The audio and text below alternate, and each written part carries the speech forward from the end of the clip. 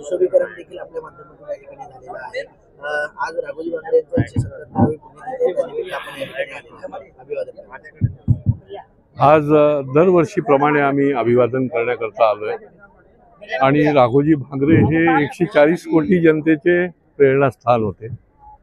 43व्या वर्षी त्यांना फाशी दिली गेली आणि ज्या अन्याय अत्याचाराच्या विरुद्ध त्यांनी लढा दिला त्या शौर्याची स्मृती आणि त्यातून संकल्प आणि त्याकरताच शेकडो बांधवांच्या माध्यमातून आम्ही या ठिकाणी दरवर्षी येतो.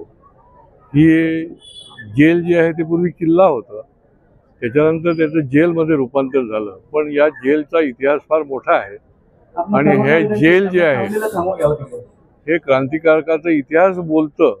आणि राघोजी भांगरेंना देखील 1848 साली याच ठिकाणी फाशी देण्यात आली आणि त्याच्यामुळे या इतिहासाचं देखील रेखाटन या जेलच्या परिसरामध्ये काम चालू आहे. ते देखील पुढच्या काळामध्ये लोकांना ज्याला म्हणता येईल सगळ्यांकरताच ते उपलब्ध राहणार आहे, त्याची वेगळ्या दरवाज्यातून.